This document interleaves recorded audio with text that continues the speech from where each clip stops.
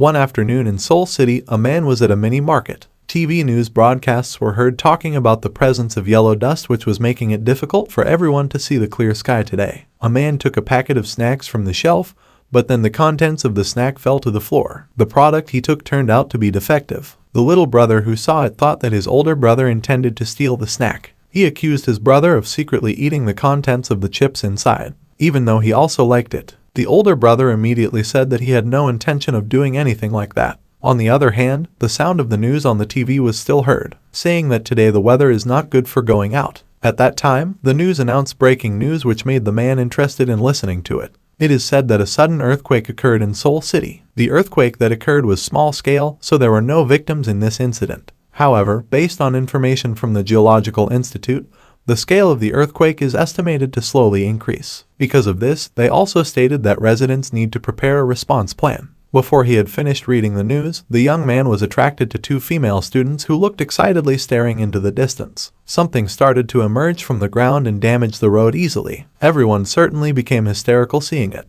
A fairly large building appeared in front of the mini market. The little sister who saw it was certainly scared and started crying. At that moment, the shop owner's voice echoed. He makes sure all visitors are okay. He also said he had called an ambulance. The man hugged his sister and asked about her condition. The little brother began to ask what was outside. However, they don't know the answer yet. In other countries, the same phenomenon regarding the appearance of buildings also occurs. In the United Kingdom and also in Japan. It is a mysterious building of giant size that appears in every city in every country in the world. People started calling it the Nightmare Tower. At that time, invitations to several people to become tower walkers began to spread. Tower walkers are said to aim to save the world. A person can accept or reject the invitation. People who received the invitation immediately jumped into the front of the tower with the status of a tower walker. They will automatically be provided with capabilities by the system interface, so they can get items and abilities like in video games. However, they quickly realized that it was not a game. As soon as everyone who received the invitation gathered in the tower, a voice began to be heard that they would experience a phenomenon called tower impact.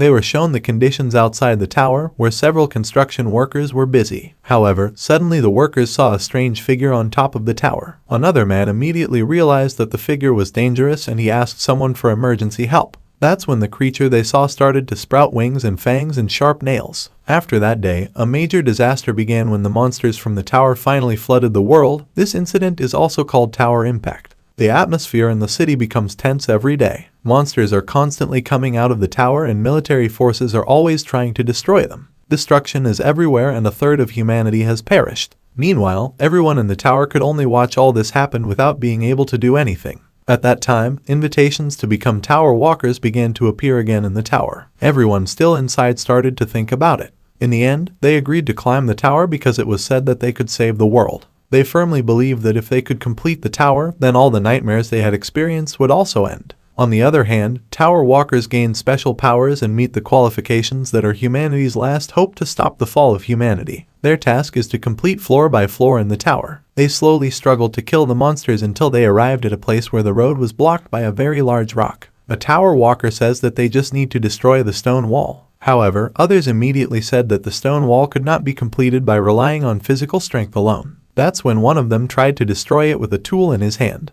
However, the other man saw a shining stone from the fragments of the previous stone wall. The stone turns out to be a regression stone which functions to turn back time and send tower walkers to the past when they were still new tower walkers with their memories remaining intact, and the stone can be shared and used together. The tower walker team immediately started talking. One of them asked if it was true that they could go back in time with the stone. However, another guy said that there is no such item cheat. On the other hand, the tower walker boss Hwang Incheng told everyone that he decided to use it. At that moment, a bright light radiated from the stone and Incheng completely disappeared. Of course, the team members were worried about whether their boss could return or not. A man said that Incheng would still appear in the present even though he had returned to the past. Sakamoto, a former science teacher, spoke up. He said that it might happen. It is a natural phenomenon where Incheng goes to the past from the present world. However, his time would be divided so he wouldn't be able to meet them again. Sakamoto tried to explain the situation with various theories, such as the multiverse or parallel universe. He said that the situation that occurred at that time was a split in the timeline of the universe. So, when Incheng is in the past, their world and Incheng will completely diverge. Sakamoto understood that the other team members might not understand what he meant.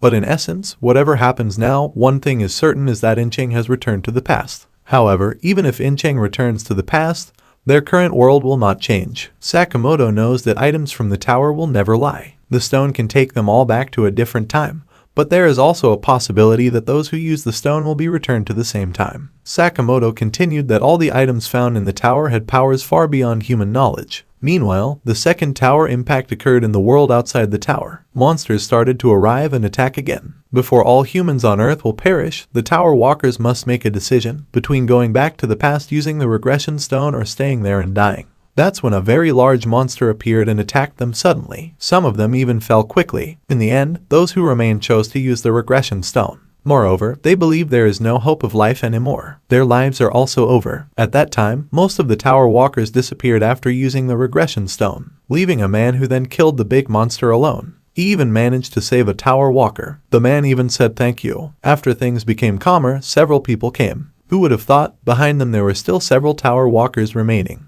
They soon found out that several tower walkers chose to escape from there. So, they thanked the man who still survived. They are all people who are not shaken by the hope called the Regression Stone. People who not only protect the past but also the present. The last suicide squad of mankind is called Carpe Diem. Carpe Diem this time faced another monster. They started to get overwhelmed but didn't stop fighting. Two team members immediately attacked the monster at the same time. With their enthusiasm and strength, the two of them managed to cut down the monster. A tower walker named Yuan asked if someone had fallen among them. However, another man said that everyone was lucky to be alive. They just need to rest for a while so that the injured can get better. The two men then looked at their members one by one. With their current condition, they were sure they could go to the last floor of the tower. At that time, Yuan saw a sword known as the Dragon Suppressing Sword. The sword was made by a master named Tiger Ghost and is said to have the energy of the sun and moon. Yuan felt like a weapon that was even more powerful than the one he had appeared at the right time. He became optimistic that, as Yuan said before, they might be able to arrive at the final floor. Yuan thought everything would go smoothly until they arrived at the 98th floor, which was the Room of Hellfire. All the Carpe Diem team members had been seriously injured and the monster was so strong and big.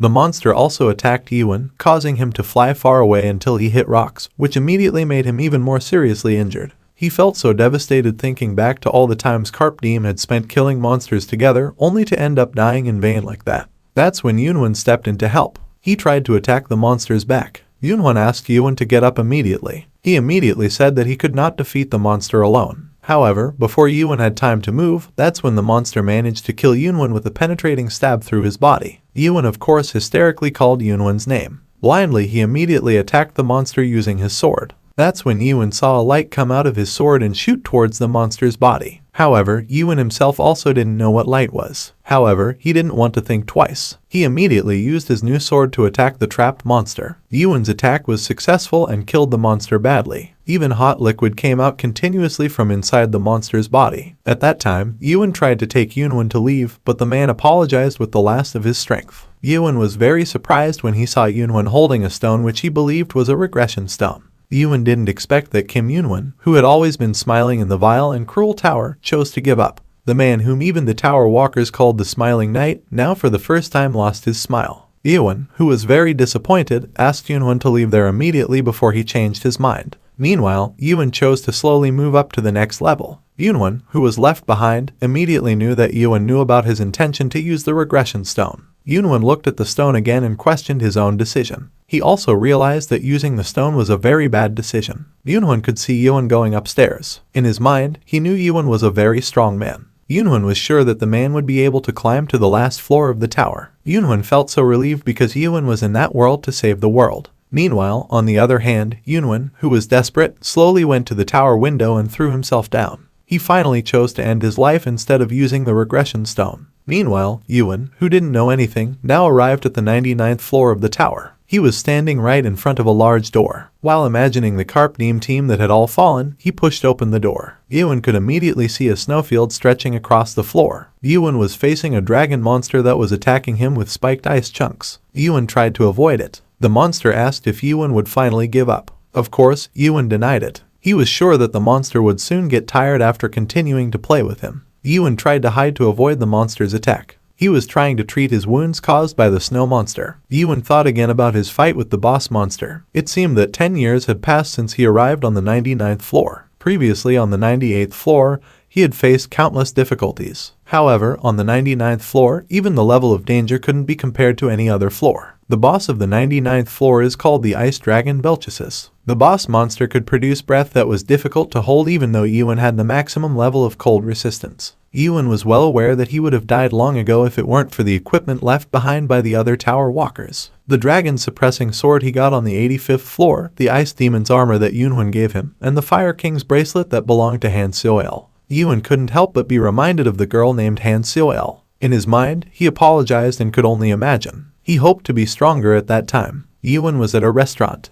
Once again he was lost in thought and only then realized that someone was calling him. The old man asked if Ewan planned to challenge the boss monster again. Of course, Ewan agreed. He was very confident that he could clear the 99th floor. The man whose name is Jay and comes from Atopos is certainly happy to hear that. Currently, Ewan is in a village that was created after they managed to defeat the Harbinger Dragon Ultimatus boss from the 50th floor. The name of the place had now changed to Atopos. All tower walkers who are injured or die will be brought there every day. But despite that, people never lost their hope. In that place, the priests also formed an emergency rescue team whose task was to save tower walkers who could no longer fight. Meanwhile, on the other hand, the blacksmith from the workshop will repair all tower walker equipment for free for the safety of humanity. Ewan, who was there, suspected that Jay was the only blacksmith left in Atopos. Jay didn't deny it, but for him it was useless. After all, Ewan was the only customer left. Plus, the past few days there had been no supplies coming from downstairs, so he didn't have enough materials. Even though several months ago, there was still a mineral supply route. Ewan thought it was a natural thing. After all, it was true that there weren't many people left in the tower. Ewan didn't even know what year it was. He only remembered that tower impacts occurred more than 10 times at that time. Since some time ago, the tower walkers had also started to stop appearing on the first floor. Ewan assumed that humanity might have completely perished on Earth. Jay, who heard Ewan's words, became curious whether there was something Ewan found while climbing and descending the tower. Ewan started to remember. After he thought about it, on the floor where the Regression Stone was found, he also found strange writing. The writing reads tower within a tower, a nightmare within a nightmare. However, Ewan immediately dispelled that thought. The writing was probably just a random post made by someone. Besides, he didn't know what those words meant. But in the end, Ewan told Jay that there was nothing special he had discovered recently. That's when Jay said that Hiren's grandmother had disappeared yesterday. Of course, Ewan was surprised to hear that. He knows that humans do not age while in the tower, so if someone disappears, that means there are two possibilities. Either they use the Regression Stone and go to the past or jump down from the tower. Ewan knew that Hiren's grandmother from Hiren Potion and Jay from Jay's workshop were one of the few support walkers left in Atopos. That's when Ewan finally asked Jay to be taught blacksmith skills, and Jay was quite surprised that he even had to stop his activities. The Ice Dragon boss monster Velchis said that so far, since the tower was created, no human has managed to conquer it alone. The monster acknowledged that Ewan was an extraordinary human being. On the other hand, Ewan was quite flattered to hear that. He received recognition not from humans, but from monsters. Ewan thought it would be a shame if he had to kill the monster that had praised him. The monster agreed, but of course he knew Ewan couldn't kill him. Ewan, on the other hand, still believed in his belief in defeating monsters, because the armor that the monster was so proud of, over time without realizing it, had been slowly cracked by Ewan's attacks all this time. The monster boss was of course angry when he found out. He would stop playing with Ewan from now on. He will be serious about fighting Ewan. The fight took place between Ewan and the Ice Dragon Belchesis. Ewan continued to move forward without retreating until he finally received quite serious injuries. His blood had even splattered everywhere. The monster boss who saw him understood how Ewan tried to fight until the end and tenaciously tried to survive. However, the fate that Ewan will ultimately face is terrible loneliness and a sense of futility. At that moment, Ewan felt that all his friends who had previously fought with him appeared and gave him strength. Ewan, who was already helpless, said that the boss monster talked too much. Ewan got up and tried to attack, but for the monster, Jawan only pretended to be strong. The monster told Ewan to surrender because he wouldn't be able to defeat him with just such a technique. In his mind, Ewan was well aware that he had started finishing the floors in the tower later than the other walkers. This causes him to keep being late and missing the opportunity to get hidden abilities or classes. Therefore, Ewan chose to give up on getting that kind of skill and tried to focus on one thing, namely fighting with a sword. Ewan continuously practiced stabbing and also continuously used such techniques to kill his enemies up to 50 million times. Even the tower walkers around him think he's a bee because he always uses the same stabbing technique. Even his other colleagues started calling him a backstabber. Since then, Ewan slowly began to realize that his thrusts were starting to change. The more often he stabbed, Ewan felt his thrusts became faster, more accurate, and stronger, until finally the stab was no longer just a simple movement. Ewan's stab continued to increase and was even at the same level of attack power as the hidden skills of other tower walkers. Plus, since the thrust really wasn't a skill, it wouldn't consume spiritual power, so he wouldn't get exhausted when using it. However, his resistance against the ice dragon Velchus this time really annoyed him. Ewan had stabbed the boss monster hundreds of times, but there was barely a single scratch on its body. At that moment, the boss monster suddenly prepared to exhale. Ewan immediately knew that it was too late for him to avoid that moment. However, suddenly he saw the same light as the one on the 98th floor before when he tried to kill him too. Ewan immediately realized something and he immediately attacked the monster right in its eyes. Ewan finally succeeded in making the monster lose one of its eyes. Of course, the monster became very angry. Ewan immediately mocked the monster and said that he apparently wasn't fighting properly either. Ewan also said that he would try to crush the boss monster's jaw later. Of course, Monet underestimated him and felt that Ewan was big-headed just because he managed to land one punch. The monster boss was also determined to finish off Ewan. The ice dragon Velchus began to attack with its ice breath. Ewan was able to skillfully avoid it, but he was well aware that if the monster continued to fly and attack him, then he would never have a chance of winning. The monster, who saw Ewan starting to get overwhelmed, commented that he might be able to win the fight if they had at least 10 more people like Ewan to fight him. Ewan asked him to be quiet, but of course, the boss monster didn't stop talking. The monster boss regretted it because if the humans had not been deceived by the Nightmare Stone, fate might have changed completely. Of course, Ewan was confused by what the monster meant, so he wanted to know what it meant. Ewan tried to think again about the monster's words and remembered events in the past. Ewan muttered to himself about the Nightmare Stone. Until finally 5 years later, Ewan finally managed to defeat the boss monster on the 99th floor. He even got a new title as the Nightmare of the 99th floor. Now Ewan has reached the highest level limit: vitality, magic powder, dexterity. On top of the body of the monster that had been defeated, Ewan was observing its status, which had now completely reached its maximum. However, seeing the monster that was not completely dead, Ewan asked about the Nightmare Stone. The boss monster said that Ewan already knew about it. After all, everything will be revealed on the last floor. At that time, Ewan got the Ice Dragon Sword, which is a sword containing the breath of the Ice Dragon Velchus monster. Even though it didn't look like a sword, Ewan still kept it.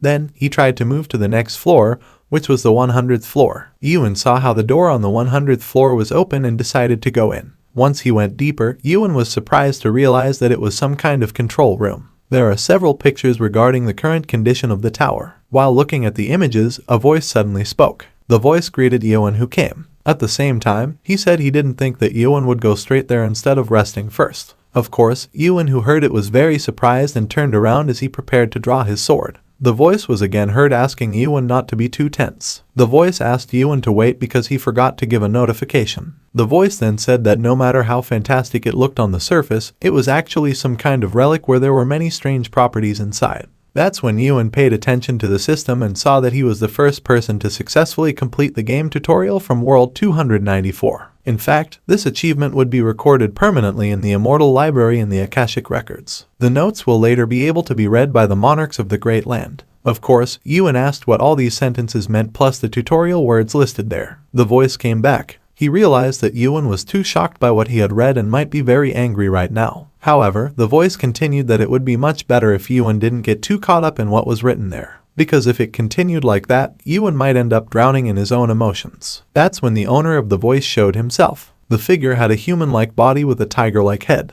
The figure also realized that it was too late for Ewan because he was already emotional at that time. However, he admitted that Ewan survived quite well for a human. The figure asked him not to be too sad about what had happened. The figure also noticed Ewan, who apparently recovered quickly. Ewan finally asked about the identity of the figure. The figure realized he had said too much without introducing himself. He felt too excited because he could finally meet Ewan because so far no one had managed to reach the 100th floor alone in the previous tutorial. But then the figure introduced himself as the Devil, S-Cynan. He is the owner of the Tower of Nightmares that Ewan just completed. Ewan of course wanted to know, if everything he went through was just a tutorial, did that mean there was still the main game he had to go through? S-Cynan immediately agreed, but before that, there was one thing he had to show Ewan. S-Cynan with a flick of his finger brought Ewan back to the past when he was still in the Summon Tower area. Just when everyone realized that what they were facing looked like a game. The memories kept changing and continuing, making Ewan only stare at him closely. At that moment, Ewan realized in his mind that because it had all happened a long time ago, now seeing all the memories felt new in his mind.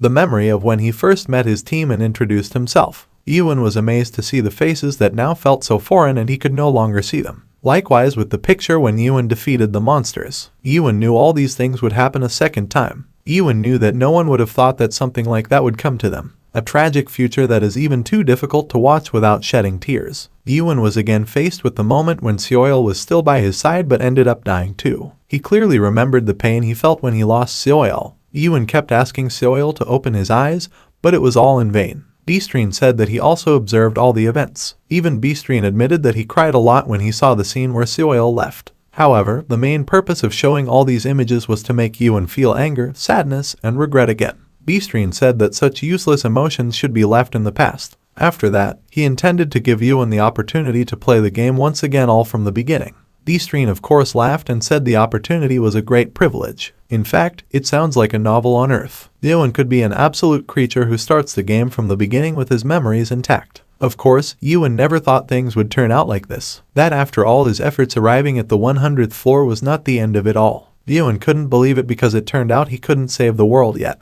At that time, Ewan saw the same notification again as the first time, an invitation to become a tower walker. On the other hand, Ewan finally realized that they had been deceived from the start. He understood now that no matter what method was used, it would still be impossible to stop the tower's impact. Meanwhile, what they thought they could do by trying to conquer the tower was nothing more than an empty hope. Ewan then emphasized that it was because B-Stream knew all these things well from the start. Ewan didn't want to go back to the past and fought from the start. B-Stream burst out laughing at Ewan's words. He tried to explain once again that any item that came from the tower or the Great Land could never be used to go back to the past. Ewan of course avoided it because he still remembered the Regression Stone that had been used by several people. At that moment, Ewan remembered what the monster boss said on the 99th floor. Humans had been fooled by the Nightmare Stone. B-Stream corrected that the item was not a Regression Stone but a Nightmare Stone. Those who use the Nightmare Stone will not be sent back to the past. Instead, they are just trapped in a dream created by the Nightmare Stone. At first, B-Stream didn't think that there was a race that wanted to go back to the past so badly that they ended up on the 77th floor. B-Stream didn't think that because only humans behaved like that.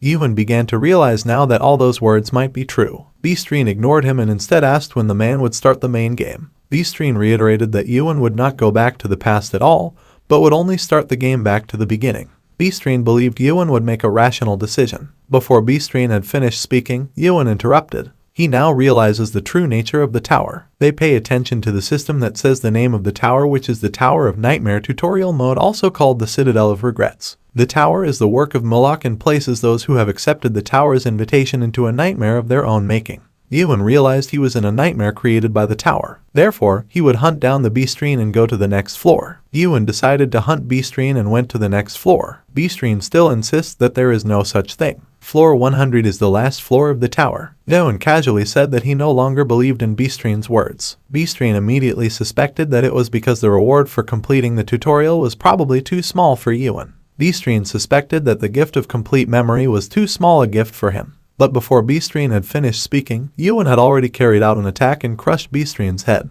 But of course that meant absolutely nothing to him. B-Stream finally asked what Ewan really wanted. Is it a hidden item or skill? B-Stream promised to give it his all because Ewan deserved it. Ewan of course rejected everything because he didn't want it. B-Stream seduced him again and asked if Ewan didn't want to return to his original world. B-Stream knew that Ewan understood and was aware that the Tower of Nightmares was just a dream, but things like the towering impact actually never existed and had never happened. Of course, Ewan wanted to know what he meant. Ewan again got a picture of his real world. Earth is precisely in the city of Seoul. A group of people are meeting and talking about cinema tickets. Ewan looked at it and wanted to know what it all meant. But soon he moved into a moving train. Ewan could once again see other people carrying out their activities as usual. B-Stream laughed and guessed that Ewan finally understood what was going on. In today's world, not a single person dies. B-Stream assures that it's all a good thing. Meanwhile, he showed the most important part. Ewan soon found himself in a room where people were lying. They are patients who are still unconscious, and Ewan could see clearly that one of them was himself lying down. B-Stream showed Ewan's condition, even though time in the tower has passed for decades. But on Earth, time actually only lasts for 1 month. After all, B-Stream assured that Ewan would not be able to beat him. Between B-Stream and Ewan, who had even just finished the tutorial, the difference was like a dragon and a human. Ewan tried to calm himself down. However, he was still confident that he could kill B-Stream because he had killed a dragon before. B-Stream, who was offended, said that Ewan was just an arrogant human being. After finishing the match with B-Stream, he went to see Jay to repair his weapon. He was at a Topo's and went to Jace's workshop to look for Jay. But it turned out that the place was empty. Ewan, who was not discouraged, finally forged the weapon he had himself. Ewan thought about his match this time with B-Stream. This was the 72nd time that Ewan had challenged B-Stream, but he had not managed to make a single scratch on his body. But on the other hand, he's not dead either. It was as if B-Stream had no intention of killing him. Ewan didn't care whether it took him many days or even years, he would try to kill him. Meanwhile, on the other hand, B-Stream tried to be patient. He had to restrain himself because Ewan was a product for him that he had to sell. Plus, Ewan is a special and premium product. B-Stream, who plays the role of ruler, has never seen anything like it. A ruler is someone whose job is to mature and improve product quality through 2 stages of cultivation in the hope that the product can adapt to the Great Land. The first cultivation process will be the same as choosing good seeds in farming. Therefore, B-Stream provides them with game tutorials to find good products. Products that have been selected in this way will later be raised properly through the main game or playing games. In other words, second cultivation is the process of growing selected seeds by giving them water and fertilizer. However, products that refuse to advance to the next stage are like Ewan. B-Stream is considering killing him. Besides, his soul won't really die if he dies in the tower. However, B-Stream was still worried that Ewan's soul would also be damaged because of the distance between them. B-Stream knew very well that Harvester wouldn't just let it go. He was determined to raise Ewan without destroying him so he could sell him. B-Stream just needs to wait a little longer to become a top-class demon. Plus, he needed to pay off the loan he took to buy the tower. B-Stream admitted that Ewan was very special. Even gods, who had never made a deal with demons, were now contacting him. But still not finished thinking about everything,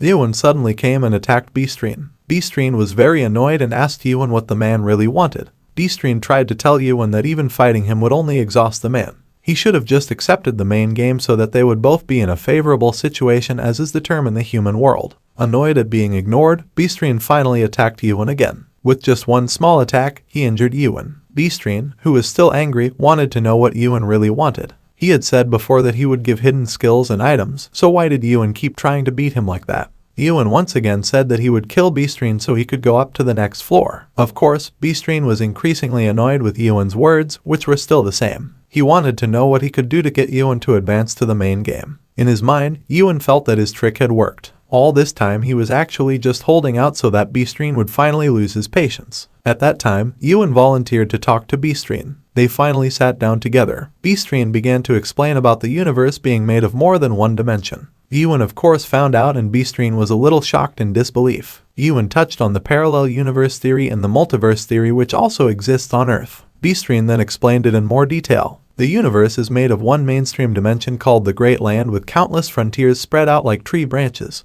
Earth is just a tiny planet in one dimension and its people call it World 294. Meanwhile, in the Tower of Nightmares, walkers will get skills and items as well as increases in their stats to adapt to the system in the Great Land. B-Stream explained again that basically, Ewan had the opportunity to jump into a new world. Meanwhile, demons like B-Stream play a role in helping the game run. Ewan then wanted to know why they did something like that. B-Stream himself didn't know the exact reason, but he was sure it also made Ewan curious. The reason why the Tower of Nightmares had to appear on Earth from all the countless frontiers. The reason why is that only humans are given such a fate. Is it just a coincidence that Earth was chosen? That's when Ewan asked B-Stream to stop talking. Ewan asked why B-Stream ran something like a Tower of Nightmares. B-Stream was a little surprised to hear that. Ewan wanted to know what reward B-Stream would actually get from doing such a thing. B-Stream was of course also confused about what to answer, so he said it was volunteer work. B-Stream laughed awkwardly because he realized that Ewan would not believe what he said. However, demons do like to volunteer like that. B-Stream explains that even on other planets, there are some demons who like to tell walkers to give up, and they are called paradise. On such a planet, demons and humans could even live in harmony. B-Stream asked if Ewan could now trust him. However, of course, Ewan wouldn't believe it that easily. Ewan was back on the 99th floor to practice. Ewan paid attention to his stats. He is still at the same level as before. Ewan didn't even have any stats that could be increased anymore. However, his attack still couldn't hit B-Stream at all. Ewan felt hopeless because humans were limited by all those stats. Ewan was still asking about the world system, and suddenly something happened. Ewan felt something strange while he was still lying on the snowfield. Soon he began to be able to see several foreign objects flying around him. Ewan thought it was just his hallucination. Ewan looked at the object like an uneven cube of sugar. They are constantly changing shape and structure. Instinctively, Ewan felt that the object was something that formed the essence of that world. Ewan recalled his conversation with S-Cynan. He still remembered how the monster said that S-Cynan was there for volunteer work. Ewan then remembered that he had also asked about the monarch. Are they the same as kings? S-Cynan was quite surprised that Ewan finally showed interest.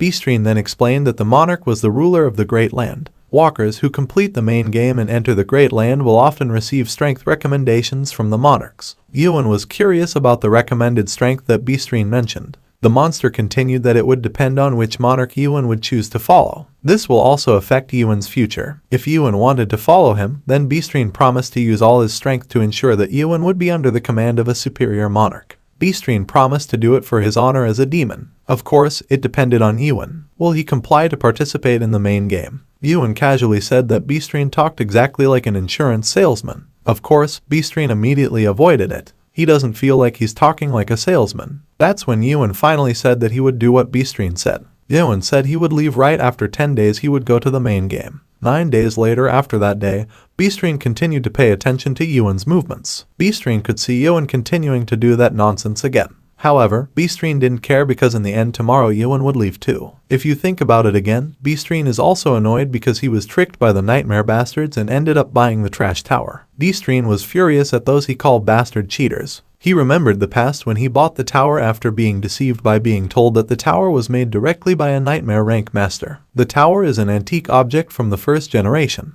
The item was so old that he couldn't guess the year it was made. If it was a third-generation tower like those produced recently, there would be a function to forcefully turn off the tutorial without damaging the product. However, it turns out that the tower is a first-generation tower that cannot be terminated without approval from the product. S-Cynan, who had already bought it, couldn't do anything. After all, at least it was better than being poor. However, it will finally end tomorrow. The next day, S-Cynan presented all the necessary documents before conducting the main game. He learned a lot about tips and a summary of the Great Land Final. Just then a new message said that the Game Master would end the game tutorial. That way, he would return to World 294 and participate in the main game without memory loss. The invitation is still open to be accepted or rejected. S-Cynan confirmed whether Ewan had remembered all the documents given to him. Ewan immediately agreed. S-Cynan then urged Ewan to immediately accept the invitation. He couldn't wait for that day to arrive. S-Cynan waited impatiently, but Ewan quickly attacked him. Of course, S-Cynan didn't believe what Ewan did to him after everything. Ewan said that S-Cynan should have realized that he still really wanted to hunt him. In his mind, Ewan realized that right after he saw the flying particles, his thrust became unstable. Every time he stabbed, Ewan felt disharmony. It felt like a feeling was being awakened. The particles made Ewan feel more alive. At that moment, the 91st floor reproduced black ironwood plants which even penetrated their location on the 100th floor and immediately grabbed Ewan's body to the wall. S-Cynan was of course amazed to see it. The first time he saw someone with determination like Ewan. If only Ewan had shown such determination from the start, then everything would have been easier for the two of them. Ewan wanted to know what S-Cynan would do to him. He knew that in the end, S-Cynan would not be able to complete the game without his approval. S-Cynan confirmed that statement. He had given up on getting Ewan's approval for a long time. This time he was the one who would ask Ewan. He wanted to know why Ewan thought that the tower would continue indefinitely. S-Cynan also said that the tower has been programmed to automatically end after the game tutorial has been completed for a maximum of 100 days. So, the only choice that Ewan had was to stay in that position until the time expired and in the end, would still participate in the main game. Ewan mentioned the name of the devil S-Cynan, who was known as a gentleman of manipulation in the Great Land. He also knows that the monster has lived for 384 years and has come and gone around 128 worlds. He had passed on his cultivation to various races from that world. Of course, S-Cynan was surprised that Ewan could find out. It didn't stop there. Ewan also knew that S-Cynan planned to hand him over to the harvester known as Pitch Dark Monarch. S-Cynan frantically asked who Ewan was. Ewan casually said that he was a product that had been raised by S-Cynan for decades in the tower, but now he was no longer just a product. Ewan created an explosion big enough to make S-Cynan cover his face and not focus. So without realizing it, he was hit by Ewan's attack. S-Cynan had to counterattack Ewan so he could beat the young man back. S-Cynan still couldn't believe his body could be injured by Ewan. Then when he paid closer attention, the demon saw Ewan using the hyper-adaptation sword, namely the spirit sword he got from the 99th floor. Ewan's eyes turned very sharp and full of confidence. It was as if there was no longer any doubt in his heart that he couldn't defeat the demon in front of him. Ewan remembered the first time he reached the 100th floor. This young man had doubts whether the tower was also part of the nightmare. He could see all the normal life scenes of all his colleagues in the past, and he became increasingly doubtful and asked again, is it true that humans can be reduced only to all those stats? But then the essence of the world started to disintegrate and started whispering to Yuan. After endless doubts, when he no longer had anything to doubt, he finally understood the true meaning of the piercing technique. Yuan attacked the Beastrine demon again with all his might. This time, Beastrine was overwhelmed and shouted Link until the system appeared and informed him that the synchronization limit would be lifted temporarily. Beastrine immediately showed his true form and attacked Yuan while saying that he would not give the young man any more ease, so he had to surrender now. According to him, Yuan was very wild because he could be at level 2 of adaptation when he had just finished the tutorial. Now Yuan could not only withstand his attacks but could also inflict injuries on him. Yuan continued to attack until Beastrine screamed in pain. He roared so loud it was deafening. When Beastrine was helpless, Yuan stood in front of him and firmly said that humans were not something they could buy and sell as they pleased. So Yuan asked the demons not to reduce humans to numbers using a rubbish matrix of their creation, because humans are not the kind of product that demons can put a price tag on. Beastrine, who had turned into his smallest form, couldn't do anything but hiss at Yuan. The black-haired youth said that he refused to follow the scenario created by the demons. He pointed at the little creature and said he would destroy the place and go up to the next floor. Yuan looked up at the ceiling above him, which was starting to crack, while saying that he would climb higher and higher and would see the end of the damn world that the demons had created. Slowly the top above Yuan collapsed, and a bright light came shining on his body. Now all information from Yuan was lost. At times like this, Beastrine, who had transformed into a small dragon, could only curl up and prostrate himself and ask for help so that his tower would not be destroyed. The little dragon said there was no such thing as the next floor, but Yuan insisted on saying that there was the next floor. He wasn't being stubborn for no reason, because finally Yuan understood every stroke of writing from the 78th floor, 66th floor, and on several other floors. It turned out that the graffiti had been left along the tower by an artist who appeared to be in agony. From that article, Yuan realized that the Tower of Nightmares was nothing more than an imitation of the original nightmare at the top of the Mirage Tree. Yuan was sure that the graffiti was made by Milok, the creator of the tower. Yuan believed that this place was the root of the Mirage Tree, and he was sure that if there were agar then there would be stems too. So Yuan raised his sword upwards and delivered an attack big enough to destroy the tower. The end of the system appears, notifying you that this is the end of the game tutorial. However, an error occurred during the calculation process, and because there are no walkers left in the Tower of Nightmares, the game completion has failed. But the game tutorial has ended completely. And finally, Yuan was teleported out of the tower to a forest in the next world. Several large wolf monsters with one horn on their heads were currently surrounding Yuan. Then, as fast as lightning, one of the monsters tried to attack Yuan. But with just one slash of his sword, the monster was immediately defeated. Unfortunately, a monster with greater strength appeared right behind Yuan. The monster had a very deadly dark aura and had 5 horns on its head. Yuan realized that his light stab skill would not be enough to defeat this monster. So Yuan used a stronger skill, namely a normal stab, to make a hole in the huge body of the terrible monster. After he managed to defeat the monster, Yuan immediately picked up the 5 horns from the monster's head. Yuan realized that all the monsters in that place seemed weak. But suddenly some strange creatures appeared in front of Yuan. They had tall, green bodies that were very thin, and their language was difficult for Yuan to understand. Even though he had used suspicion, he couldn't easily decipher their language structure. Yuan only understood that it seemed like the green creature wanted the horn of the creature he had just gotten.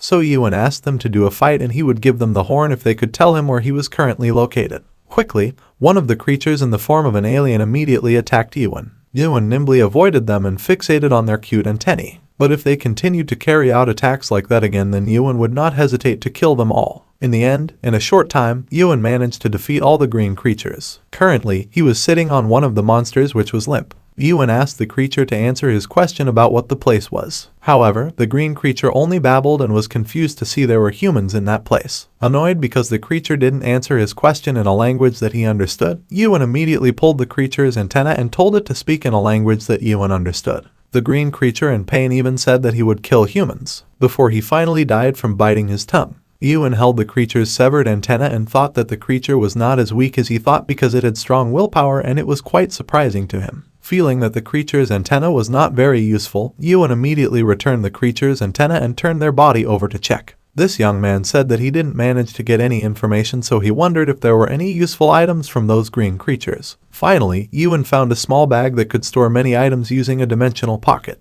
The bag can provide a space measuring 2 by 3 meters, so it can be used to store anything. Yuan was quite happy to find a bag that could function as inventory, because he hasn't been able to use the system interface since leaving the Tower of Nightmares, even though he previously thought he could use the inventory in all dimensions. Now, after getting a new bag, Yuan immediately put all the monster horns into the bag and said that he was happy to at least be able to see the opponent's information using suspicion. Yuan picked up the crystals dropped by the green creature and realized that one of the blue crystals was called a Spectre Crystal. It was able to increase one's spiritual power by force using a set value. Yuan thought that the crystals had different colors, but each of them had at least one crystal. So this young man concluded that the green creature was probably a jeweler. However, the crystal was a valuable object, so he kept it in his pocket. Yuan finally decided to leave the few remaining items behind because they took up too much space. But suddenly the sword at his waist shook, and when Yuan let go of the sword, it immediately ate the remaining monsters in front of him. While waiting for the sword to finish eating, Yuan found a roll of paper that looked like a map.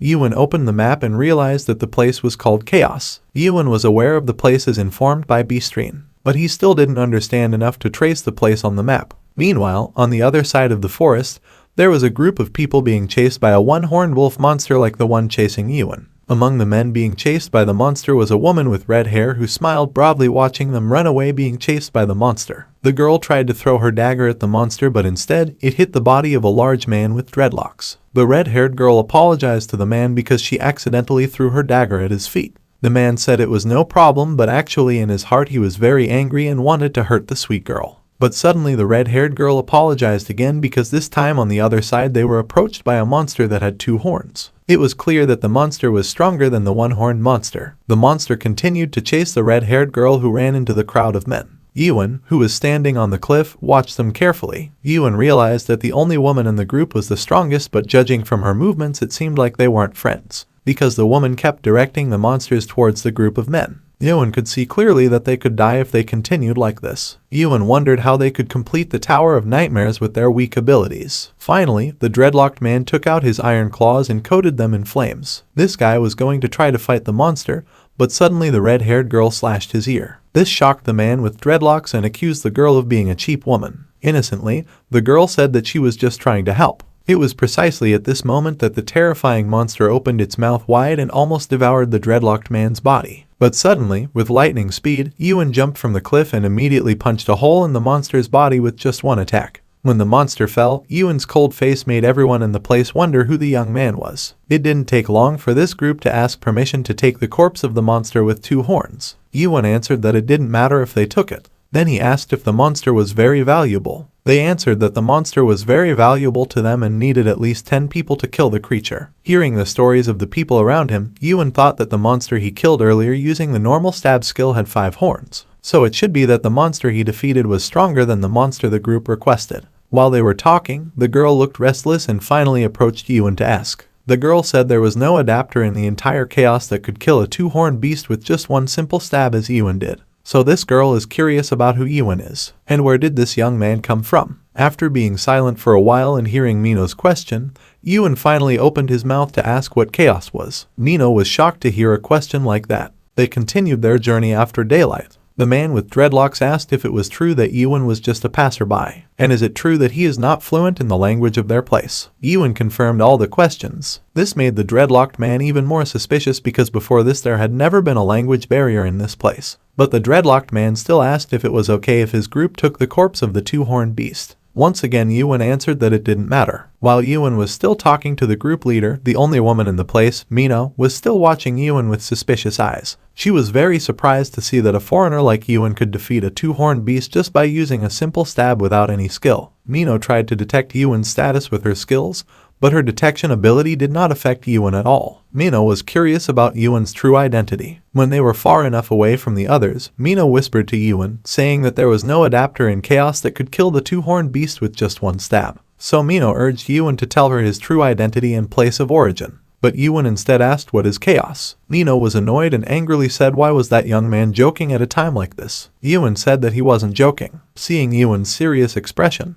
Mino suspected that the young man didn't understand what he was saying. Mino wondered if the meaning of identity was too complicated for Yuan. Yuan said he knew what the word identity meant. but the relationships and affiliations he had while on Earth were lost when he entered the tower. So even though this young man still remembered all his memories from his time on Earth, he could no longer assume that was his current identity. But in that tower, he found new comrades in arms and various memories. But in the end, they also disappeared like a mirage as the tutorial ended. Even so, Ewan was sure that his friends were still alive somewhere on Earth right now. But if the reward for completion was starting over with their memories intact, they probably wouldn't be able to remember Ewan and what happened inside the tower. In the end, Ewan said that he didn't remember where he came from. At first, Mino seemed to pity Ewan, but in the end, the girl shouted at Ewan and said in a loud voice that she couldn't possibly believe things like that easily. Mino wouldn't easily believe someone who said with a serious face that he had amnesia. But Ewan denied that he had amnesia. When Mino scolded Ewan again, this young man felt something and he immediately took his sword.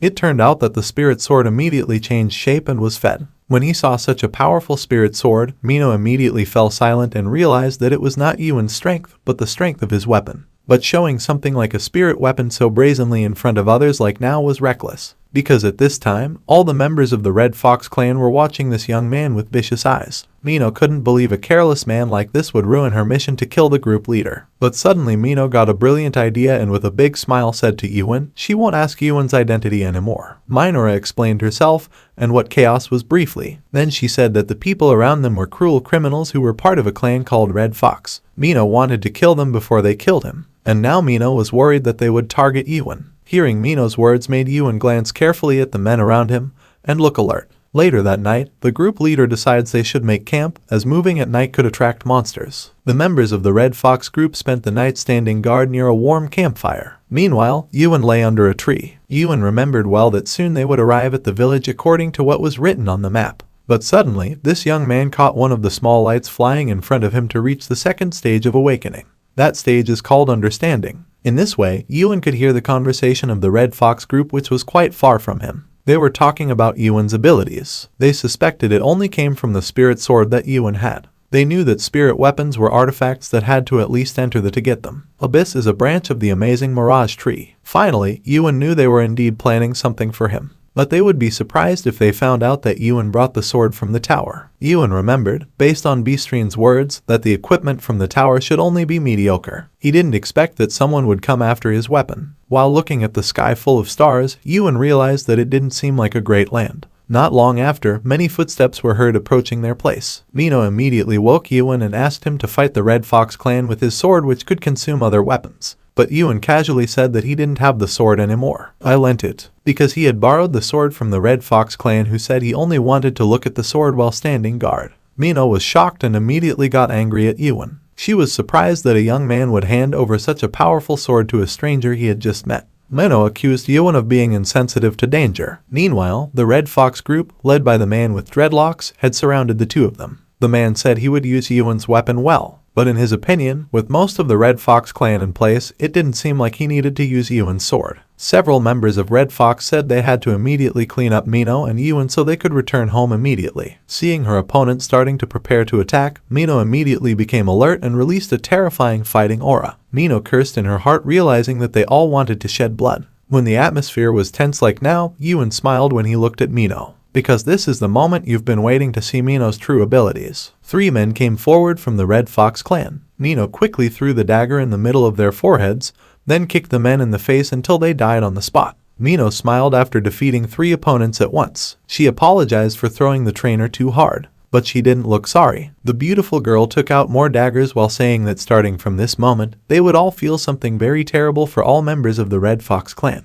Mino's terrible smile when she said this clearly showed the danger she would create for her opponent. But don't forget that members of the Red Fox clan have spirit swords. The man with dreadlocks from the Red Fox clan already knew since Mino fed them to the monsters. But then he asked, who had submitted the request to Mino to kill them? What are shadow warriors? Mino smiled and asked if it was important. After all, Red Fox has killed so many clueless non-adapters. So Mino is sure that there are many people in who want the Red Fox clan to die. Mino deployed dozens of sharp daggers toward the Red Fox members. But with sword spirit, Mino's attack was easily destroyed by the man with dreadlocks. The man said there was no way the Shadow Warriors decided to move by sending losers like Mino. So the man smiled slyly and realized that Mino must have gotten a personal request. So he will kill Mino on that spot. Mino asked whether the man would face him just relying on a spirit weapon. The dreadlocked man smiled broadly and said that he had considered it. So it turned out that the man had taken several of his members who were now ladies in waiting, and the number was around 30 to 40 people. Mino became very alert when he realized that there were that many of them. The woman honestly wanted to say that she felt the presence of around 40 people. His opponent said he would not challenge a fight without making preparations. This man felt like he had won because there were too many of them. So even though he had to fight a witch of shadow warriors and a man who killed a two-horned beast with one strike, he felt there was no need to worry now. Even so, he didn't expect to get a spirit weapon so easily. But he wouldn't go so far as to summon their clan master. Because of that, they called their allies, namely the Black Fox clan. Right now, the Black Fox clan leaders have joined forces to attack Mino and Yuan. The adult man with the panther mask smiled broadly when he saw Mino. The man asked Mino to feel honored because now half the red foxes had gathered at that place to hunt him. Mino replied that it was a very damn honor. But since the Black Fox leader had so much free time, he had to wait a bit. Then Mino said to Yuan that he might not be able to protect Yuan. Moreover, Mino thought that Yuan might not be able to win against the master of the Black Fox clan. So Mino threw a blue crystal and asked Yuan to run away immediately. Yuan caught the crystal and realized that it was a nightmare stone. But this young man still asked Mino what that thing was. Mino explained it was a return stone. The stone can be used to escape to the nearest castle. Yuan realized that in that place, the crystal was not a tool to go back to the past, but rather a tool to help someone. He immediately grasped the crystal tightly and thought, if his comrades in the past had something to escape to a safe place, then he would gladly give such a stone to his comrades. Then Yuan slowly asked Mino in a deep voice, would the girl choose to go back to the past if she had a way to go back to the past? Mino was annoyed to hear the question at such an inappropriate time like now, but the girl still said that she would not choose to return to the past, because she feels she has tried as hard as possible in her life. So if she was going to die, then she would die today without any regrets, and will never go back to the past. Mino said this while preparing her weapon to attack the enemy again. But suddenly Yuan grabbed her shoulder and said that the girl would not die today. Mino was shocked to hear Yuan's words, but before she could ask further, Yuan suddenly jumped into the midst of the enemies and slaughtered them with his bare hands. Seeing Yuan's fast movements, the Black Fox clan leader immediately ordered his people to form a Flame King's 14 formation. Quickly all the members lined up and attacked Yuan at the same time. They used their best abilities and weapons covered in fire, but Yuan only used one skill, namely Lost Enchantment, to knock them down with just one attack. In a matter of seconds, Yuan managed to take down many people at once. Then he rushed towards the leader of the Black Fox clan and immediately stabbed the terrifying man with his sword. Initially, the masked man tried to block Yuan's attack, but in the end, Yuan's sword thrust destroyed the clan leader's body so that white liquid from his body immediately poured out in all directions. The dreadlocked man was shocked because his ally lost, and he was splashed with that much liquid right in the face. Due to fear, the dreadlocked man prostrated himself and held out Yuan's sword full of fear and respect. Several opponents tried to run away when they saw Yuan holding his spirit weapon sword again. But with just one slash of the sword, those who tried to escape were immediately burned and destroyed like dust. Mino, who had seen Yuan's way of fighting, was very shocked. At first, she thought Yuan was a stupid man full of loopholes to attack. So she assumed that Yuan was a stupid guy who had no sense of danger. But it turns out that's not the case. Mino now understood that Yuan was just a man who was too strong, so he didn't feel any fear. Mino was still staring at Yuan's back, who was standing in front of the flames calmly. Then Mino slowly called Yuan and asked once again, what is the true identity of this young man? Yuan casually smiled a little and said that he had already told Mino his identity earlier. Mino was confused when he heard this, but when she wanted to ask further, Yuan instead said he had lost his memory like Yuan now. Mino was angry and grumbled when he heard this. Then he accused Yuan of being small-hearted and asked the young man to return her return stone. As he continued walking, Yuan said he no longer had the stone because he had dropped it. Instantly Mino became even more angry. She couldn't believe Yuan dropped such an expensive item like that.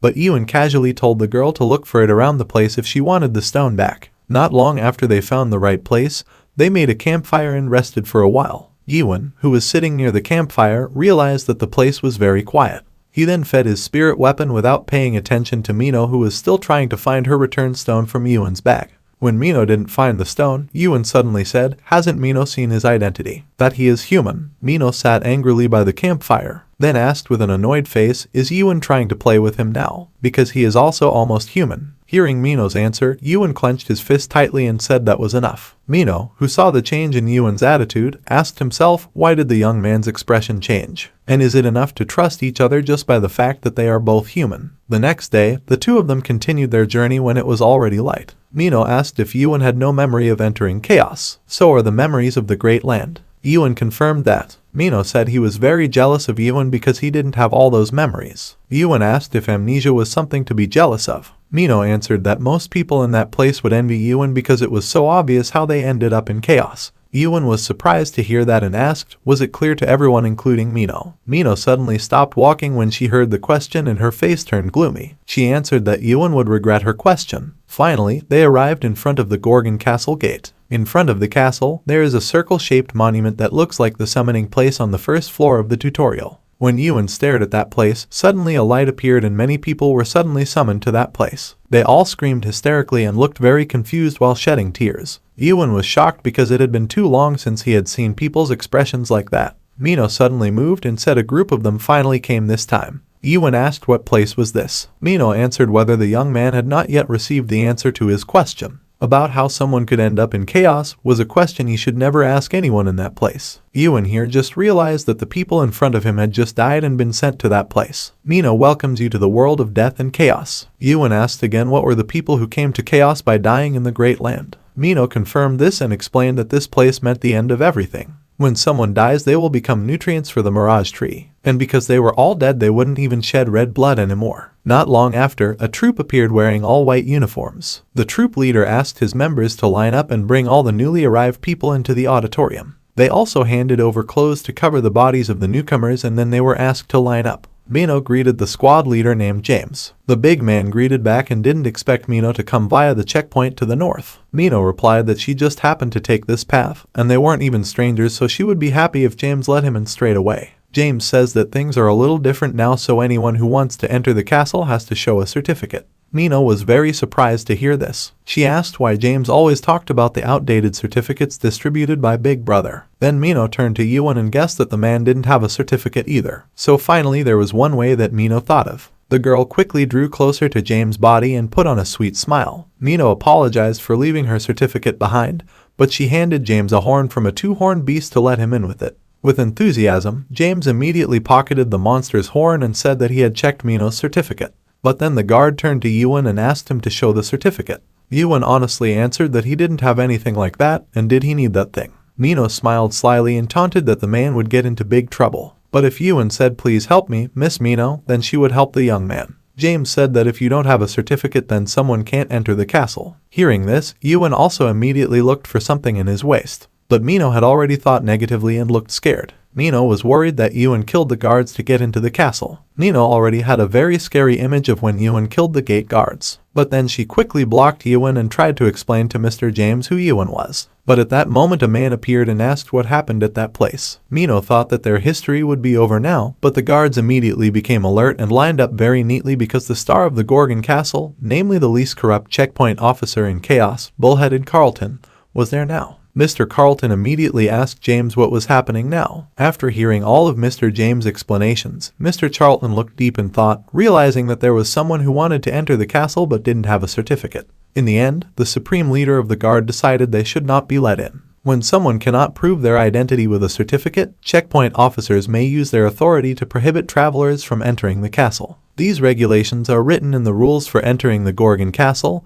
Article 27, Paragraph 4. This man with blonde hair immediately used his ordnance abilities to force everyone in front of him to submit with a magic circle around their necks and arms. Mino was even forced to submit to this skill. Mino cursed in her heart because Mr. Charlton used his ordnance forcefully. Now the situation is getting more difficult for them. While Mr. Charlton was still explaining about the Gorgon rules, Yuan raised his sword and destroyed the magic circle that was holding Mino while asking Mr. Charlton to stop now, because he had no interest in what was stated in the regulations. Yuan's ability to destroy Mr. Charlton's ordnance surprised him very much. Mr. Charlton explained that the certificate would state the person's real name, affiliated organization, information on major classes, and skills. Certificates are useful as status data, criminal history of spiritual damage, and so on. Yuan interrupted again and said it looked like he didn't need the certificate because he wasn't going to certify himself. Mr. Charlton wondered to himself how could the young man in front of him destroy his ordnance skill. Even the skill was useless to restrain Yuan. So he moved his finger to activate the silver arrest ability, saying that according to the Gorgon detention regulations, Yuan had the right to be detained because he couldn't show his certificate. Mr. Charlton created a very long silver iron chain to try to restrain Yuan's body. But strangely, when the chain almost touched Yuan's body, the chain suddenly shattered into pieces and made all the guards gape in shock. This was the first time they saw someone who could break Mr. Carlton's chains. Even Mr. Charlton himself was shocked that someone could destroy his silver chain. Ewan then pointed at Mino and asked, "Didn't he just have to do what that woman did?" At first, Mino was shocked before he finally realized that she had just bribed Mr. James with a two-horned beast's horn.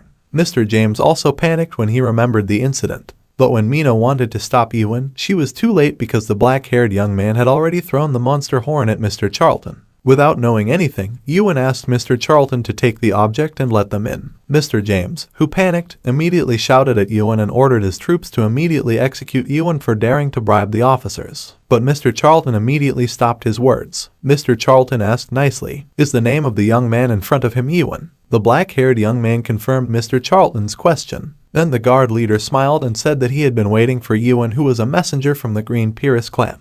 Finally, Nino had to undergo a spirit corruption examination. From the device that highlights her forehead, the guard officers can see that the girl's spirit corruption rating exceeds 15%, so she was recommended to treat it immediately. Mr. Charlton said that the girl's soul was damaged and he didn't need to explain what the girl should do. With a sullen face, Mino said that she knew what had to be done and immediately took something from his storage bag to chew. Ewan, who didn't know anything, asked what is the spirit of corruption. Mino explained that the spirit of corruption is a chronic disease suffered by all people who live in chaos. A person's spirit of corruption will slowly get worse just by being in that place. And once the damage reaches the maximum, then bad things will happen. That's why the horns of horned beasts are very valuable, because the horn is the only medicinal ingredient that can reduce the spirit of corruption and chaos. It was a necessary item for everyone living in chaos. Mr. Charlton turned to Ewan and said that he would evaluate the black-haired youth with the tool he was holding. The device opened its eyes and immediately evacuated Ewan's face and body. Instantly, the tool changed color to red and said it could not measure the level of spirit corruption in Ewan's body. Messrs. Charlton and James were very surprised,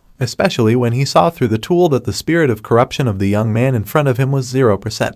Mr. Charlton smiled. Then he returned the crystal specter that Ewan had thrown at him. Because the young man's verification has been completed, Ewan asked if it was true that the officer in front of him didn't need the crystal. Mr. Charlton explains that the crystal specter is not something that should be given to others so easily. He called Ewan a messenger from Green Pyrrhus, but Ewan said honestly that he was not a messenger from Green Pyrrhus or whatever Mr. Charlton meant. However, the squad leader with blonde hair smiled slightly and answered that he already knew. Finally, Ewan and Mino were let into the castle. It was at this time that James asked his boss, would it be okay to let them both in? Mr. Charlton answered James' question with a question too. Mr. Charlton asks if James knows what kind of item a crystal specter is. James answered that it was a valuable item that could strengthen the power of the spirit adapter. Mr. Charlton confirmed that, but that was not the only fact. The powerful squad leader took off his gloves and showed a large enough burn on his palm that shocked James. James asked if it was the effect of the crystal specter. Mr. Charlton explained that someone would not be able to hold the crystal specter unless he was a person of Green Pyrrhus, because they are the only ones who can have this crystal and avoid its damage. Even though Ewan didn't look like he was part of the Green Pyrrhus clan, the captain had seen that the black-haired young man could hold the deadly crystal without getting hurt.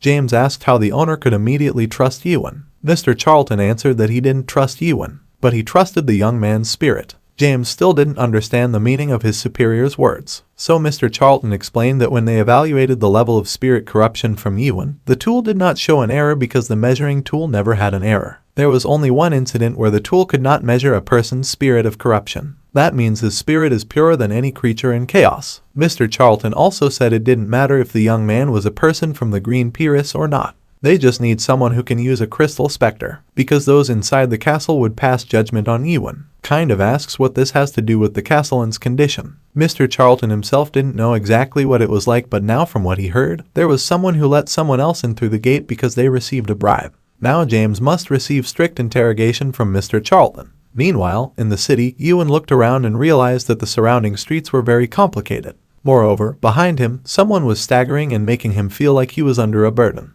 Because Mino, who was supposed to show him the way, was now unconscious and had to be guided by Ewan. Earlier, Mino received a scolding version of the ordnance attack from Mr. Charlton because she was caught bribing an officer. But fortunately, this girl was released because Ewan grew her case. Mr. Charlton said that the girl would soon regain consciousness and recover for some time, but it turned out that up to now she had not regained consciousness even though they had been walking for quite a long time. Ewan realized that Mr. Charlton was quite troublesome. Finally, Ewan was forced to bear with several people on the road about Iron Beach who could deal with unique traders. When Ewan took out his spirit sword, a girl saw the sword and felt it as tempting prey. Finally, Mino realized, and she asked since when had they entered the village. Currently, they were walking in a hallway and suddenly Ewan said that the girl could go her way if she was conscious. Mino was shocked and immediately chased Ewan, saying that the young man's words were quite rude as if he had just thrown Mino away. Mino questions whether the young man is still annoyed because she tried to leave him at the castle entrance. Ewan stopped walking and said that the girl had shown him the way to the castle and that was enough. If Mino continued to follow him, then it would be the same as blocking his path from now on. Then with a cold face, Ewan said that the two of them were very different,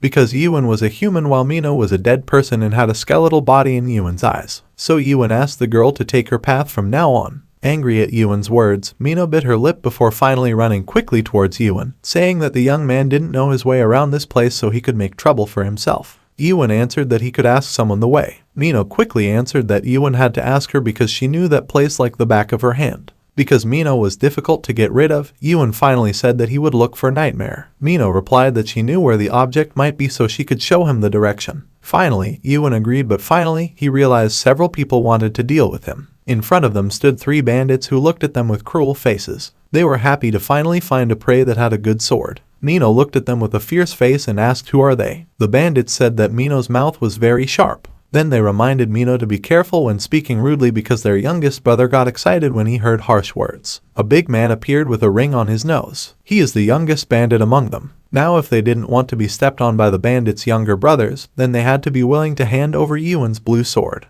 Ewan casually answered that he didn't want to give up his sword. Meanwhile, Mino was amazed to realize that the smallest member of the bandit group had the largest body. The bandits were furious to realize that their opponents did not understand the situation they had to face and did not want to hand over their swords. Instead of being afraid of hearing their threats, Mino instead shouted and told them to stop talking nonsense because how could there be the smallest among them when they all had bodies like middle-aged men? The biggest bandit member immediately jumped towards Mino with a large axe in his hand. The man said that he would punish anyone who uttered it. Just before the large batik axe touched Mino's body, Ewan immediately swung his sword and created a large energy that passed through the bandit's body and cut off one of his arms. Then the attack flew right over the other bandits and directly destroyed the roof of the building behind them. Ewan said that they were all too noisy. With a cold expression, this young man raised his sword and said if they wanted to fight then just go straight ahead. The bandits were angry because Ewan had cut off the hand of their youngest brother. They would not forgive Ewan who had killed their sweetest little brother. Ewan and Mino were annoyed to hear them chatter about their little brother who didn't look small at all. Then together the bandits came forward raising their weapons to attack Ewan while saying that they would show their strong brotherly strength. But Ewan casually raised his weapon, and as you might expect, the bandits would lose with just one attack. Mino even praised Ewan because once again the young man managed to defeat them all with just one stab attack. It was at this time that Ewan said that he only knew how to stab. Mino asked if it was just a joke. Ewan answered that he only knew how to stab lightly, stab normally, and stab heavily. Mino suddenly smiled broadly when she remembered that there was someone who could also only use techniques like that.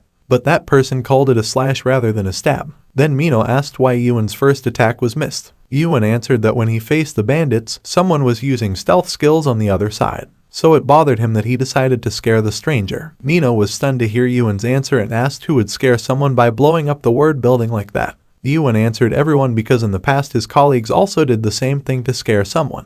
As they continued their journey, Mino asked what if he came up with a cool name for Ewan's technique, like Dark Destroyer Piercer or Asura Infinite Jab, but those suggestions were not accepted by Ewan because he didn't like arrogant names. Finally, the two of them arrived in front of the Twilight Dusk. It was a blacksmith's place founded by a nightmare. That place is the largest blacksmith place in the Gorgon. A young man came out of the place and asked if they had come to make an order. But it will take a long time to complete their order because today the workshop manager is not there, only the assistant manager is there. But the assistant manager is also busy right now. Meanwhile, on the other side of the room, there was an assistant manager who was showing off a small sword he had made from the horn of a 4-horned beast. The weapon would be perfectly finished once he made a hole in the handle to place the gem. The juniors at the scene immediately became excited and said that they wanted to be the ones to do that. But the big man said that the horns of 4-horned beasts were very hard, so was it possible that they could make a hole in that thing? The manager of the workshop is Michael Garnard. Even though he thinks the juniors can't do it, he likes the enthusiasm of the juniors. So Mr. Michael said that if anyone managed to make a hole in that sword, then no matter who it was, he would give them the position of assistant manager for that place. With enthusiasm, the juniors immediately took tools and tried to make a hole in the small sword. But strangely, the sword was very hard even though I had tried to pierce it with any tool. Even some of their hammers were immediately damaged when they tried to make holes in the small black sword. Mr. Mikel said it was because their arms were too weak. They couldn't possibly make a hole just by hitting the sword once. The man with the thick beard said he even gave them the chance to use the big blacksmith all day, but they couldn't even do this. Seeing that there was such an amazing competition, Ewan immediately went into the blacksmith's house and asked if he could try to hollow out the sword. Mr. Mikel proudly said that the young man couldn't succeed in making a hole in the sword he had made. He asked Ewan not to think this would be easy after how his students couldn't do a simple hole punch. Ewan pointed at one. Then he uses his index finger and carefully uses his strength to pierce the blade. In a short time, Ewan managed to silence Mr. Mikel's mouth because he managed to put a hole in the sword, so he collected the blacksmith's promise to make Jesus and manager for today. Then when this young man put his index finger in the middle of the sword and twirled the sword, suddenly the sword shattered into pieces.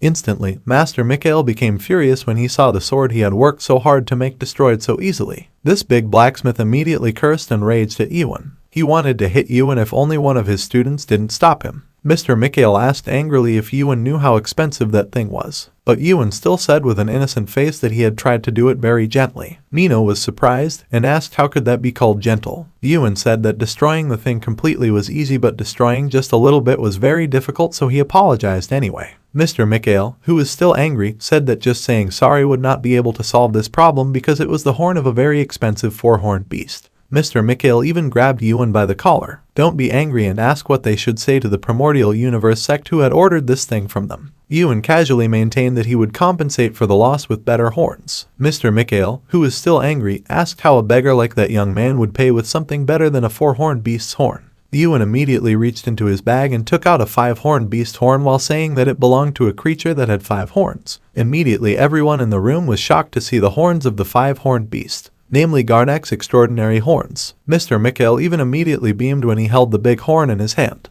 His attitude towards Ewan, which had previously been harsh, immediately turned gentle when he saw those amazing horns. Seeing that Master Mikel had calmed down, Ewan asked if he could use the blacksmith's place for a moment. Without answering, Mr. Mikel immediately told his students to close the door and invited Ewan to a room that was quite precise. Meanwhile, Mino immediately went to his destination because he felt the situation was fine for Ewan. Ewan entered a place called Twilight Dusk, a place where venerable blacksmiths in the Gorgon forge weapons for the people. Since Ewan was the assistant manager for today, he could use all the facilities and business people as much as desired. Ewan thanked him while letting go of the X. It was at this time that Mr. Mikel asked how the young man managed to get Garnak's horn. Casually, as usual, Ewan looked after the nurse who got it himself. Hearing that answer, Mr. Mikel was surprised and asked, "Is it true that you hunted the five-horned beast alone?" Ewan confirmed this with a flat expression. Mr. Mikel looked at the young man in front of him with an astonished face. Yang almost couldn't believe that someone could hunt the five-horned beast alone.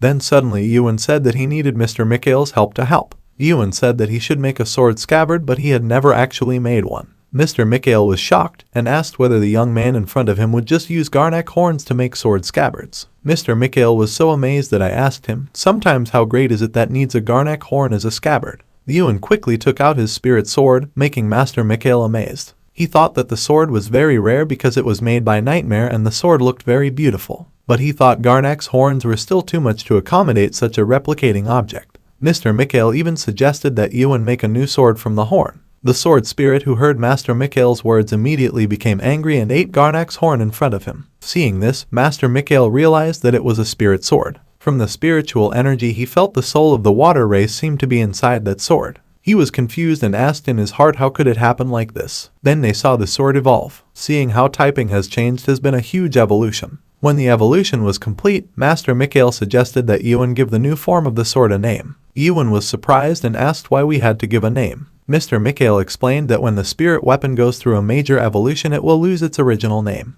But the problem was that they had lost the materials to make the scabbard. Ewan answered that it didn't matter because he still had one more horn. Ewan quickly handed the horns to Mr. Mikel, who was increasingly surprised to realize how many Garnak horns Ewan had. Then Mr. Mikel asked, "How can we help Ewan today?" Ewan asked Master Mikel to show him how to refine it. The old blacksmith agreed and asked if there was a special shape that Ewan wanted. With a faint smile, Ewan maintained that he would leave the problem of his form to Mr. Mikel. Feeling comfortable immediately made the blacksmith even more embarrassed. And with the book says he will show his abilities as Mikel, the master craftsman of Dawn. Meanwhile, in the main Gorgon castle, an old man who had a thin mustache was enjoying his tea very peacefully. In front of him was someone who reported that they knew the bandits were killed by Iwan, but they missed their target. When the castle commander asked how they were finished off, the sweat in front of him tried to be happy and unsure because before he could realize the fight he was already unconscious on the roof where he was hiding. The commander of the Gorgon castle thought seriously when he found out that the newcomer could experience the stealth skill of the 3rd level adapter with the master level. So he guessed that the newcomer was at least a 5th level adapter. The commander asked the mysterious man in front of him to send more people and look for Iwan. They had to find the young man even if they had to search all corners of the castle. After the stranger left, the troop commander massaged his temples which felt clear. He hoped that S-Cynan could hold on a little longer. Then in another place, precisely at a bar in the middle of the city, everyone was enjoying their drinks while watching the entertainment on the hologram screen. A beautiful singer was humming some songs. Until finally the broadcast changed to a news report about a solo player who managed to defeat the boss on floor 99 in the tutorial. The bar visitors were curious about how the player was doing now. They thought this player must be wanted by many monarchs. However, some suspect that the tower was stopped and that demons were cheating. The rumor said that the demon betrayed itself after destroying its tower, because it is impossible for someone to destroy the 1st generation tower alone. It was at this time that Mino entered the bar and made everyone's eyes turn to her. Mino walked gracefully towards the bartender's table with her long hair flowing beautifully. When the beautiful girl sat in one of the chairs near the bar table, a man greeted her, but Mino quickly told the person to get away from me. With Mino's sharp eyes, the man's courage immediately disappeared and he moved away from Mino. Mino is feeling very bad at the moment. She took out a gold bar and asked the bartender to give him a drink that could kill him. Not long after, the girl finally got drunk and started messing around, letting out all the complaints in her heart. Mino continued to rant while cursing, calling a man an annoying person. The female bartender and owner complained. She had heard Mino complaining since earlier. Then the woman asked why Mino wasted time with that man if he could get any man she wanted. Mino hesitantly answered that every time he saw the man, he felt annoyed. Mino even smashed the wooden glass in his hand several times. Mino explains that the man ruined everything and swung his sword nonchalantly like he didn't care about the rules of this place. When explaining this, Mino imagined Iwan's cold face. This woman still clearly remembers when Iwan said strange things and callously said that they were different and that Mino and some people in chaos were not human. Mino was annoyed because Iwan made her feel like I was nothing, even though everyone is the same. I think all of them in that place also lived a hard life. But suddenly Iwan appeared and looked down on everyone with a face that said you and I are different. When Mino became increasingly emotional, the female bartender named Claire immediately rubbed Mino's head and asked Mino not to get any further involved with the man, and not to get too close to him if Mino continued to stick to the man. Claire was worried that Mino would really die. Mino was surprised and asked why the woman who owned the bar was acting strange and saying I would really die. It was at this moment that a light suddenly appeared from the entrance and a very beautiful bird with white and gold feathers entered the bar. The bird immediately dropped a letter in front of Mino. Apparently, it was a letter from Mr. Carlton Xavier, the checkpoint commander of the North Gate. He sent the letter specifically to Mino from Shadow Warriors. The red-haired girl held the letter in her hands in astonishment, because it was unusual for the very stubborn checkpoint commander to send him a letter like this. Before he had time to read the letter from Mr. Charlton, suddenly a man in a deep voice asked whether Mino was the witch of the massacre. Hearing my name being called like that made Mino immediately alert and take out his dagger. However, before this girl had time to injure her opponent, her arm was grabbed by the enemy and she was forced to drop the dagger. What was looking for Mino was a large man with a very dark and scary expression. The man says I don't mind rude introductions but is busy now, so I will immediately express the intention of looking for Mino. Meanwhile, at the blacksmith's house, Master Mikhail panicked because he saw the 5-horned beast in front of him. The old man asked in his heart how to refine such a monster. Mr. Mikhail was frightened to see the terrible world before his eyes, but Ewan quickly grabbed Master Mikhail and asked Master Mikhail to focus on the smelting process. The monster in front of them attacked again with full force. Luckily, they managed to dodge in time. Ewan remembered Mr. Mikhail to focus and help him properly. Master Mikhail continued to try to forge the horn in front of him. The sound of 2 loud objects clinking was quite loud, but in the end, Mr. Mikhail gave up with a face full of sweat dripping down his face. The adult man said he gave up because his tools couldn't even scratch the horns. According to him, the level of the horn was too high for Master Mikhail's forging skills. But Ewan said that it wasn't about the level. So Ewan rubbed Mikhail's eyes with his first stage of awakening, namely doubt. This power is able to reveal the truth of the world by doubting the world itself. Ewan also said that it's about seeing. So Ewan also used the power of the second stage of awakening, understanding to understand the power of the world that had been revealed.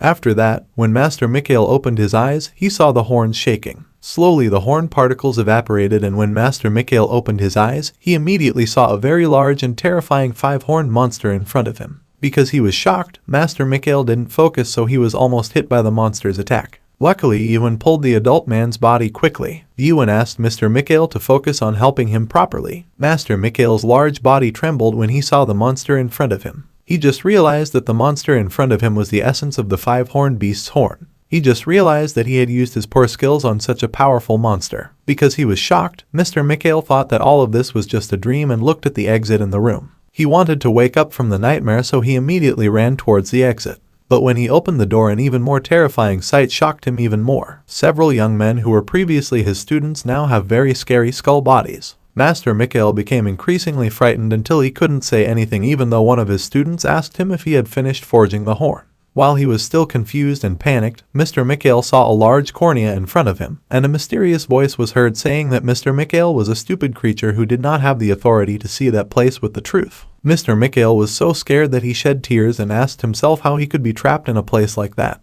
While Master Mikhail was still busy digesting everything, Ewan tried to defeat the monster in front of him by forging the monster with nails and a hammer in his hands. It was clear that the monster roared in pain as the iron blade hit its body very hard. But Ewan would not give up easily. He hit the monster's head again harder until the monster fell in pain. After managing to digest everything and get out of that scary world, Mr. Mikhail said that in this world there are useless actions no matter how many times and no matter how hard one tries. For example, when humans try to sing Nightmare Talent, or try to change the inherent nature of birth. Mr. Mikhail realized that his body was too old to process Garnek's horn. He asked Ewan to wake himself up before it was too late. Then Mr. Mikhail said that the real nightmare was that the original owner of the place had left a long time ago, and all that was left in that place was Mr. Mikhail, who felt like he was really bad. He felt he didn't deserve to be the heir to the nightmare because he could never make a tower. Ewan said that it wasn't Master Mikhail's race that was the problem, and as long as Mr. Mikhail could make a scabbard for his sword, then he should continue, and that was fine with Ewan. But Master Mikhail refused to continue because he felt unable to forge the horn. But Ewan insisted that the old man in front of him could definitely do it if he tried 1,000,000 times. Hearing this made Mr. Mikhail laugh out loud. Mr. Mikhail said in his heart that he had tried his best even though he didn't look like he was trying. And he fought as hard as he could while watching Ewan. It turned out that Mr. Mikhail was the reincarnation of the blacksmith and became Ewan's colleague in the tower. In the past, when he was still with Ewan in the tower, the man had said that he had mastered all the skills of blacksmithing. Now it could be said that he had repaired all the weapons in the Tower of Nightmares with a 99% chance of success. But after reaching that level, he started to think about this seriously. Maybe he doesn't pursue that 99% chance of success, but instead, he fights as hard as he can so that his chance of failure is no more than 1%. Ewan finally said that Mr. Mikhail had indeed fought harder than anyone, but did he know the principles of skill processing? It turns out that processing skills are one of Nightmare's original skills. This technique has been around for a long time, like water and fire, but it is impossible for humans to know about it, because it is the same as trying to know the origins of the world. Hearing Mr. Mikhail's words, Ewan realized that Mr. Mikhail was using skills without knowing what he was doing. Mr. Mikhail said that it was the same as strengthening a hammer and chisel with spiritual power and utilizing that power to forge the monster's horns. But if the theory is already that, why can't the other students use processing too? Ewan answered that it was because they had not been able to learn the skill. Hearing this, Mr. Mikhail thought that if they hadn't learned it, at least they should be able to do something close to that process. Mr. Mikhail was surprised to realize that Ewan didn't know what skill he had just used, but he still used it. So Mr. Mikhail shouted at Ewan and said there was no way anyone could use that skill just by knowing the principle. Ewan answered honestly that he didn't understand at first, but now he realized, namely how to use processing. Ewan pointed at the horn in front of him, and slowly the horn melted. Ewan asked everyone in the room to take a good look at him and tell him what they saw. They saw that the horn particles were slowly splitting apart. Ewan said that doing this was not easy, but because of Mr. Mikhail's hard work, he managed to penetrate the shell of this world and see the truth. Mr. Mikhail was shocked to hear this. But Ewan added again that there is nothing wrong with Mr. Mikhail's hard work, but he should have realized by now that if he can't do it no matter how hard he tries, that means it's not his fault but the world's. Mr. Mikhail was shocked and looked even more confused when he heard Ewan's statement. He remembered the nightmare and once said that failure was good for Mr. Mikhail because the method he used was the nightmare's original method. When Master Mikhail asked what methods humans should use, the nightmare answered that he didn't know, and he blamed the human race for not being able to pass the level of a student in refining weapons. Mr. Mikhail was annoyed after hearing that. Since that day he fought as hard as he could and tried to be on par with the nightmare's level when making weapons. But in the end, he had difficulty reaching that level. Now, Mr. Mikhail held his dizzy head and asked Ewan what should he do. Did Ewan tell him to conquer the world or something? According to him, in this world results are proportional to the hard work done by someone. So what's wrong with this world? Ewan answered that this world deceived Mr. Mikhail so that he could not master something that he could actually do. Maybe Mr. Mikhail is old but he can still fight. Then he pointed to the horns of the 5 horned beasts in front of them and asked Master Mikhail to look more carefully once again, and not to rely on the system of this world but to use his own instincts and feelings. After hearing Ewan's words, Mr. Mikhail thought, has Ewan always seen their world in that way? A world without skill and form. An honest world where there is no falsehood. According to him, it is impossible for there to be a human who is not crazy when living in a world like that.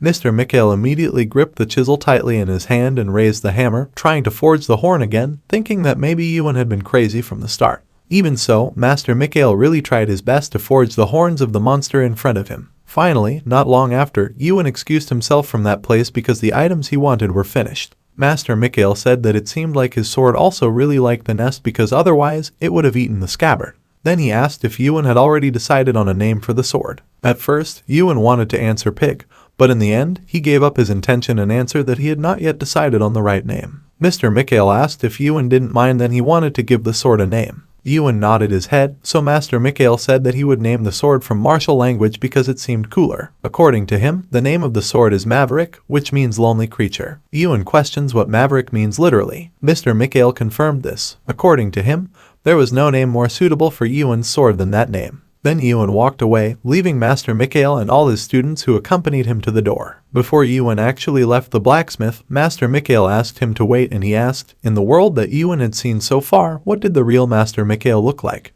With a cold face, Ewan answered that he was human. Then Ewan continued his steps into that gloomy and terrible world. It turns out that's what the chaotic world is like in Ewan's eyes. Mr. Mikhail is curious. Is there anyone else who can understand what Ewan's world full of loneliness is like? When Ewan had only taken a few steps through the city, he stopped and asked the figure behind him why she always followed Ewan. With high heels, Mino stepped closer to the man and said he had no evil intentions when he did that. Ewan questions did the girl try to do something again. With a cheerful face, the red-haired girl said that she was trying to devise a plan to kill Ewan. Without any surprise, Ewan asked what the girl would do after killing me. Mino casually answered that she would live well after selling Ewan's crystal specter. Hearing that answer made Ewan smile a little. Mino was annoyed to see the young man's expression and said that she was saying something serious. Then Mino handed Ewan clothes as a form of apology. According to Mino, Ewan looks like a homeless person because he keeps wearing shabby clothes like that. Ewan accepted the clothes. Then Mino asked what would do now, considering that Ewan couldn't meet that nightmare. Ewan answered that Mikhail had told him how to meet them, so he will definitely have those nightmares. Then asked them about the Mirage Tree and also the path to the abyss. Mino asked why Ewan wanted to do something like that. She knows that if someone is lucky and able to enter the abyss, then when she comes out she will be called the strongman of the abyss. But suddenly Ewan said that he would not return from that place and would do something. Hearing this, Mino immediately went berserk and shouted at Ewan while asking who this young man had the right to do something like that. Mino pointed at Ewan's face and said that this young man was a nobody, but he dared not pay attention to other people's words and did everything as he pleased without thinking about other people's feelings. Moreover, Ewan didn't consider everyone in that place to be human like me. In fact, Mino and everyone at that place also felt they were humans even though they were not as strong as Ewan. But they are still human. Mino said all these things with great enthusiasm. But Ewan didn't respond to anything and just looked at him with cold eyes. Ewan remembered that when in the forest Mino had said that even though she died, she wanted to die in the present and not return to the past, just like Mr. Mikhail's determination. But suddenly this young man saw a line of light coming out of Mino's back. It turned out that someone had warned Mino not to do anything strange. And if the woman breaks the agreement, Claire's life will immediately be lost. They told Mino to seduce and lead Ewan to their place. From here Ewan knew that someone was forcing Mino and was luring him to go somewhere. Ewan suspected those people were the same people who were on the roof at that time, and to save the hostage he has to follow their way. But Ewan thought it was pointless. No matter how much he saved the people in that place, the reality would not change, because Ewan's suspicious skill allows him to see the true form of that world. A world where numbers and data rule and people sell their souls to get higher numbers. Ewan thought about getting rid of Mino and immediately looked for a nightmare. But suddenly the girl grabbed his collar and destroyed the world wall seal that Ewan saw. Mino shouted at Ewan, saying that if the young man's attitude continues to be this cold then you are not actually human. Mino said that it was better for them to separate here because he didn't want to travel with someone who had bad intentions like that. Mino said they would never meet again. At this moment, Yuan was stunned on the spot when he saw Nino in perfect human form in a terrible world. Yuan was confused to see Mino's form like an ordinary human. But in another corner of the city, someone who had been watching them looked very annoyed because Mino betrayed them and didn't bring Yuan to them. According to them, it's useless to bring nightmares to that place. Yuan was shocked to hear that mysterious people could bring nightmares. Yuan wanted to follow their way of playing, but before that, he had to change his clothes first.